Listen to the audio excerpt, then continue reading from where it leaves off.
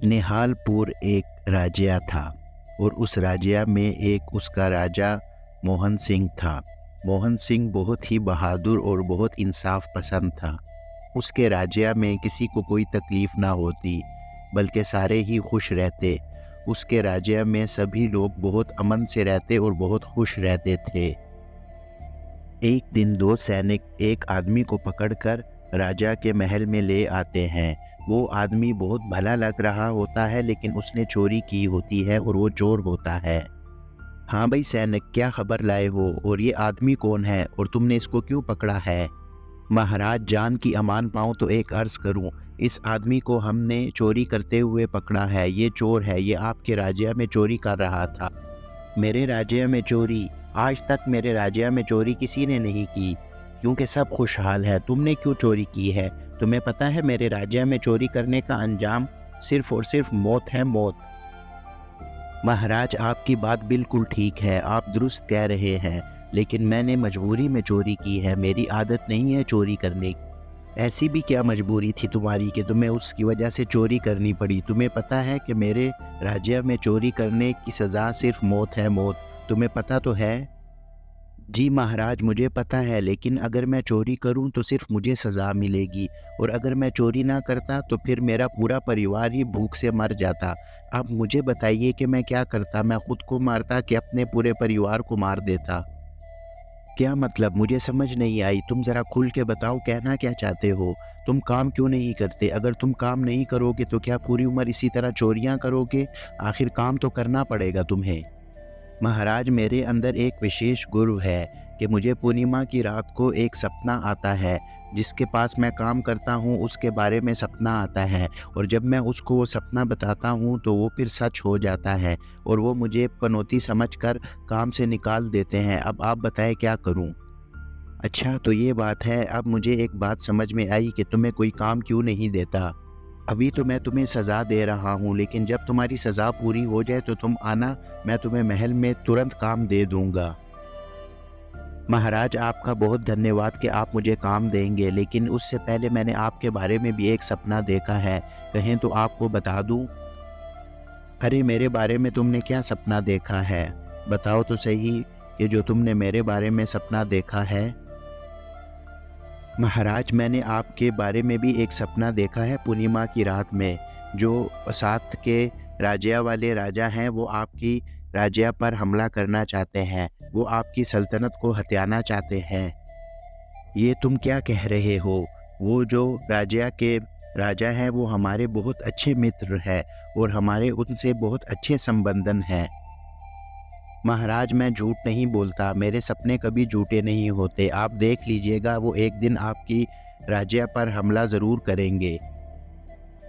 करमू और बादशाह जहाँ पर बात कर रहे होते हैं कि एकदम वहीं पर एक सैनिक आ जाता है, और वो सैनिक बादशाह के लिए कोई खबर लाया होता है जो अच्छी नहीं होती।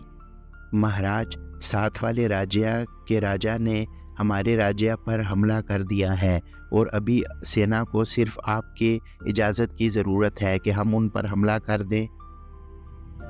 उसकी ये हिम्मत कि उसने मेरे साथ ये किया। वो तो मेरा इतना अच्छा मित्र था, उसने धोखा दिया। ढूंढ डालो उनको। महाराज, मैं ना कहता था कि वो आप पर हमला करेगा। आप मेरी बात नहीं मान रहे थे। मेरा कोई भी ख्वाब झूठा नहीं होता, सभी ख्वाब सच्चे होते हैं। मैंने खबर देकर आपको पहले से ही खबरदार कर दिया। शाबाश रामू, तुमने हमें बहुत बड़े नुकसान से बचा लिया। अब मैं तुम्हें सज़ा से मुक्ति देता हूँ और तुम्हें एक नौकरी भी देता हूँ महल में। तुम आराम से नौकरी करो, तुम्हें कोई मसला नहीं होगा। महाराज, मैं आपका पूरी उम्र एहसानमंद रहूँगा। आपका बहुत धन्यवाद कि आपने मुझे सज़ा से मुक्ति दी और उसके बाद मुझे महल में नौकरी भी दी। मैं आपका हमेशा ही वफ़ादार रहूँगा और जमकर खूब यहाँ पर अच्छी से नौकरी करूँगा, आपको कोई शिकायत नहीं मिलेगी। यूँ रामू अब महल में नौकरी करने लगता है। बादशाह ने उसको एक चौकीदार की नौकरी दे दी होती है, और रामू बहुत अच्छे से नौकरी कर रहा होता है, क्योंकि उसको बादशाह का एहसान अच्छी तरह से याद होता है कि उसने कैसे उसको सज़ा से मुक्ति दी और फिर नौकरी दी। आज फिर पूर्णिमा की रात आ जाती है और रामू को सपना आना तय होता है उस रात को। अरे, बहुत रात हो चुकी है, क्यों ना सो जाऊं, और वैसे भी आज पूर्णिमा की रात है, मुझे कोई ना कोई सपना ज़रूर आएगा जिससे मैं राजा को बहुत बड़े नुकसान से बचा लूँगा। यूँ रामू उस रात को सो जाता है और उसको एक सपना फिर से आता है। सेनापति राजा रमेश सिंह कह रहे हैं कि मैं आपके राज्य पर हमला करने वाला हूँ, और जब मैं आपके राज्य पर हमला करूँ तो आप अपने राजा को बंदी बना लीजिएगा। उसके बाद वो आपको इस राज्य का राजा घोषित कर देंगे। अरे क्या सच में वो मुझे यहाँ का राजा घोषित कर देंगे? आप उनको कहना कि आपका बहुत धन्यवाद, और जल्दी से जल्दी हमले की तैयारी करें। जैसे ही वो हमला करेंगे मैं बादशाह को बंदी बना लूँगा और सारा कुछ अपने कंट्रोल में ले लूँगा। बस आप जल्दी से हमला करें ताकि फिर मैं यहाँ का राजा बन सकूँ और यहाँ हुकूमत कर सकूँ। जी जी बिल्कुल, राजा यही कह रहे हैं कि वो आपको यहाँ का राजा घोषित कर देंगे। बस आप आगे से कुछ मत कीजिएगा, बल्कि बादशाह को बंदी बना लीजिएगा ताकि हमारा काम आसान हो सके। ठीक है, ऐसा ही होगा। अब तुम यहाँ से मत जाओ, तुम पुराने महल में छुप जाओ, क्योंकि सुबह होने वाली है। ये ना हो कि तुम्हें कोई यहाँ पर देख ले, और तुम कल रात को चले जाना, जब कोई भी नहीं होगा तो तुम महफूज रहोगे। ठीक है, आप सही कह रहे हैं। मैं अभी पुराने महल में छुप जाता हूँ, क्योंकि सुबह होने वाली है। ये ना हो कि कोई देख ले और फिर मैं कल रात को चला जाऊँगा आपके मर्ज़ी के मुताबिक। अरे ये क्या, बादशाह का सेनापति ही गद्दार है। मुझे ये खबर बादशाह को जल्दी देनी चाहिए, इससे पहले कि बहुत नुकसान हो जाए। अगर बादशाह को बंदी बना लिया गया तो ये रियासत भी नहीं रहेगी और ये दूसरे राजा के कब्ज़े में चली जाएगी। मुझे ये उम्मीद नहीं थी कि बादशाह का सेनापति भी गद्दार है। महाराज, रामू आपसे मिलना चाहता है। वो कह रहा है कि राजा को कहें कि मेरे से तुरंत मिले, उनके लिए अशुभ समाचार है। आप कहें तो मैं रामू को बुला लूँ अभी? वो बाहर खड़ा है। हाँ बुला लो उसको, तुरंत ही बुलाओ। क्या पता कि फिर क्या उसने देखा है जो मेरे लिए फ़ायदेमंद होगा। उसको जल्दी से अंदर बुला लो मेरे सामने। महाराज, जान की अमान पाऊँ तो एक अर्ज़ करूँ, आपसे अकेले में मिलना चाहता हूँ, क्योंकि जो खबर मेरे पास है वो देने के बाद सबके सामने मेरी जान को ख़तरा होगा। आप मेरे से अकेले में मिलिए। बोलो रामू, डरो मत, मेरे राज्य में किसी की जान को ख़तरा नहीं है। तुम बोलो क्या कहना चाहते हो, सबके सामने बोलो, फ़िक्र ना करो। महाराज, आपका सेनापति गद्दार है। वो साथ वाले राज्य के साथ मिलकर आपकी राज्य पर कब्ज़ा करना चाहता है और आपको बंदी बनाना चाहता है। ये बहुत गद्दार सेनापति है। इसने वहाँ पर वादा दिया हुआ है कि जब तुम हमला करोगे तो मैं कुछ नहीं करूँगा, बल्कि अपने राजा को बंदी बना लूँगा। ये बहुत ख़तरनाक आदमी है। आप इसको अभी तुरंत जो है वो सेनापति की गद्दी से हटा लीजिए। मूर्ख आदमी, ये क्या बोल रहे हो?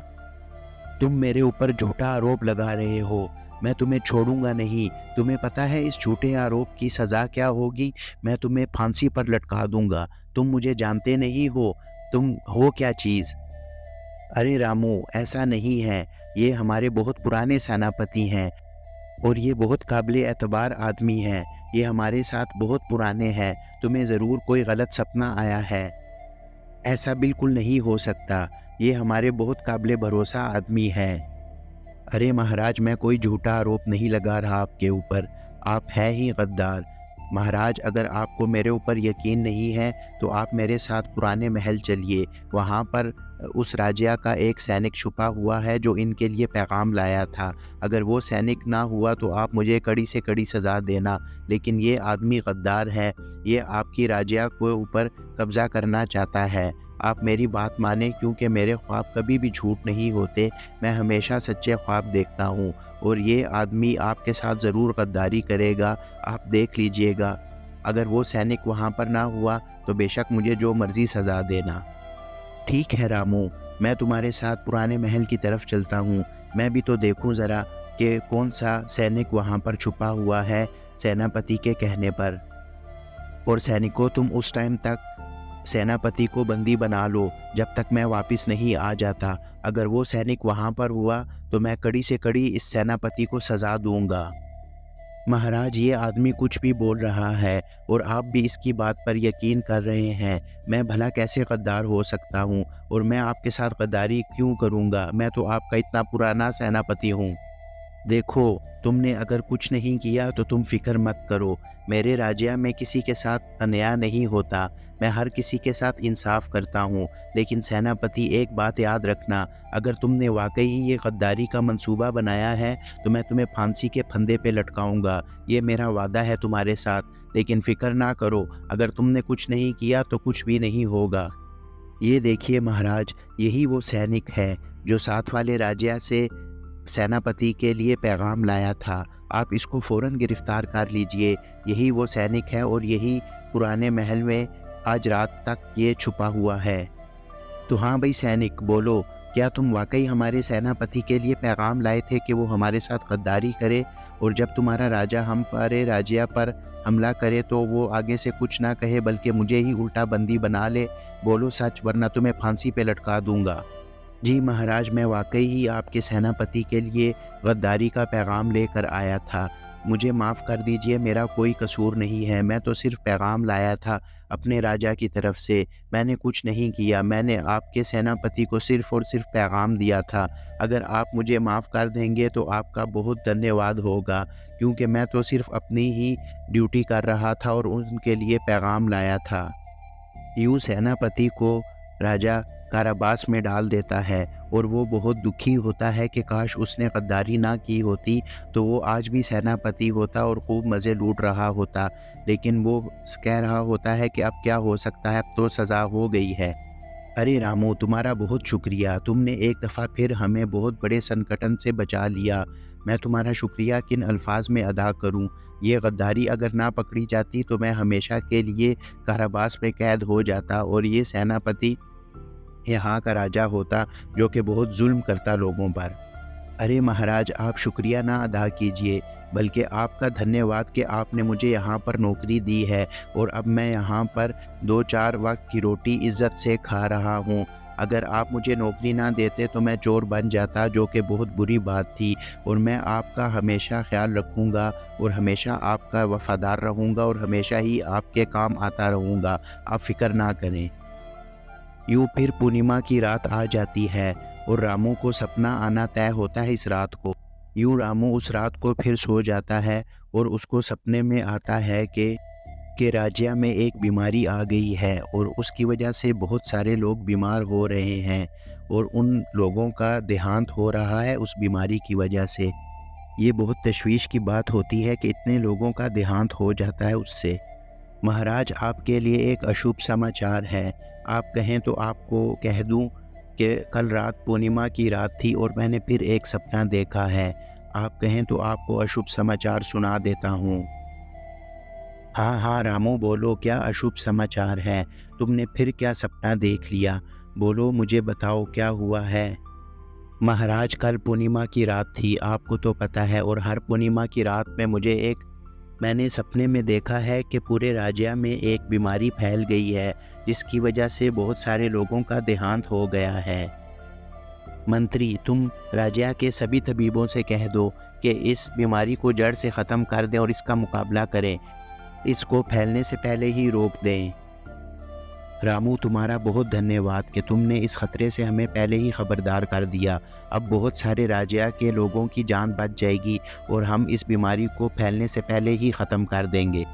अरे महाराज, आप शुक्रिया बिल्कुल मत अदा कीजिए। ये तो मेरा फ़र्ज़ था कि मैं सपना देखकर इस राज्य के लोगों की जान बचा सकूं, ताकि आपको कम से कम नुकसान हो सके। और धन्यवाद तो मुझे आपका अदा करना चाहिए कि आपने मुझे इस महल में नौकरी पर रखा है। महाराज, आपके लिए एक अशुभ समाचार है, कहें तो सुना दूं? हाँ हाँ सैनिक, सुनाओ, फिर क्या हो गया है? आजकल अशुभ समाचार बहुत ज़्यादा सुनने को मिल रहे हैं। महाराज, हमारे जो मुकेश मंत्री हैं ना, उनका देहांत हो गया है। दरअसल रामू ने उनको 4 दिन पहले कहा था कि 10 दिन के बाद आपकी दिल की धड़कन बंद हो जाएगी और आपका देहांत हो जाएगा। तो इसी वजह से उनका देहांत हो गया। पहले ही ये सुनकर उनकी पत्नी का भी देहांत हो गया। रामू, क्या ये बात सच है कि तुमने मंत्री जी को कहा था कि 10 दिन बाद उनका देहांत हो जाएगा? जी महाराज, ये बात बिल्कुल सच है कि मैंने पूर्णिमा की रात को उनके बारे में भी सपना देखा था कि 10 दिन के बाद उनकी दिल की धड़कन बंद हो जाएगी और उनका देहांत हो जाएगा। लेकिन वो लगता है ज़्यादा परेशानी की वजह से पहले ही उनका देहांत हो गया था। सैनिक जाओ और हमारे माल खाने से बहुत ज़्यादा हीरे जवाहरात और सोने के जेवर लेकर आओ। यूँ सैनिक माल खाने से बहुत ज़्यादा हीरे जवाहरात की पोटली ले आता है, लेकिन उसको एक बात समझ नहीं आ रही होती कि आखिरकार इतने हीरे जवाहरात और सोने के जेवर आखिर राजा ने मंगवाए क्यों हैं। देखो रामू, तुम ये हीरे जवाहरात लेकर हमारे राज्य से निकल जाओ, तुम कहीं दूर चले जाओ। अरे महाराज, आपको तो मैंने इतने ख़तरों से बचाया और आप मुझे ही अपने राज्य से निकलने का कह रहे हैं। हाँ, मैं तुम्हें अपने राज्य से निकलने का कह रहा हूँ, क्योंकि हमें अब तुम्हारी मौजूदगी का नुकसान हो रहा है, फ़ायदा कोई नहीं हो रहा। महाराज, मैंने क्या किया है आखिर जो आप मुझे निकाल रहे हैं? भला मैं कहाँ जाऊँगा?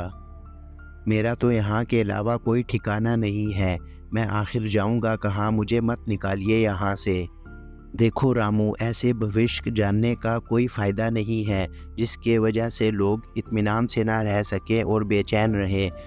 तुमने हमें बहुत ख़तरों से बचाया, उसके लिए हम तुम्हारा शुक्रिया अदा करते हैं और साथ में ये इतने हीरे जवाहरात भी दे रहे हैं। अगर फिर भी कम पड़ गए तो फिर वापस आकर फिर ले जाना, लेकिन अभी तुम यहाँ से चले जाओ, क्योंकि अब जिस तरह तुम भविष्य बताओगे तो लोग बेचैन रहेंगे और लोग इसी वजह से मरते रहेंगे, जो कि अच्छी बात नहीं। ठीक है महाराज, मैं चला जाता हूँ आपके राज्य से, और आपका बहुत धन्यवाद कि आपने मुझे इतने हीरे जवाहरात और सोने के जेवर दिए। आपका बहुत धन्यवाद, और अगर मेरे से कोई गलती हो गई हो तो मुझे माफ़ कर दीजिएगा। यूँ रामू उस राज्य से चला जाता है और वो सब जेवर भी अपने साथ ले जाता है। रामू सोच रहा होता है कि अब वो कहाँ पर जाएगा। रामू ये सोच रहा होता है कि उसकी इसी गुर्फ की वजह से हर कोई उसको नौकरी से निकाल देता है। वो बहुत परेशान होता है, लेकिन साथ में वो खुश भी होता है कि उसके पास इतने हीरे जवाहरात होते हैं। रामू बहुत खुश होता है कि अब उसने एक घर ले लिया होता है और वो खूब मज़े की ज़िंदगी गुजार रहा होता है। अब उसके पास करने को बहुत कुछ होता है, क्योंकि उसके पास बहुत हीरे जवाहरात और सोना होता है जो कि राजा ने उसको दिया होता है, और वो साथ ही साथ राजा का भी एहसानमंद होता है कि उसने इतने हीरे जवाहरात और सोने के जेवर उसको दिए ताकि वो अपनी बाकी ज़िंदगी बहुत आसानी से और सुकून से गुजार सके। तो दोस्तों, आपको हमारी ये कहानी आज की कैसे लगी, हमें कमेंट सेक्शन में ज़रूर बताना, और हमारे चैनल को सब्सक्राइब कीजिए और बेल आइकन को ज़रूर प्रेस कीजिए ताकि हमारे हर आने वाली वीडियो का नोटिफिकेशन आपको टाइम पर मिल सके। तो चलिए दोस्तों, मिलते हैं किसी नेक्स्ट स्टोरी में।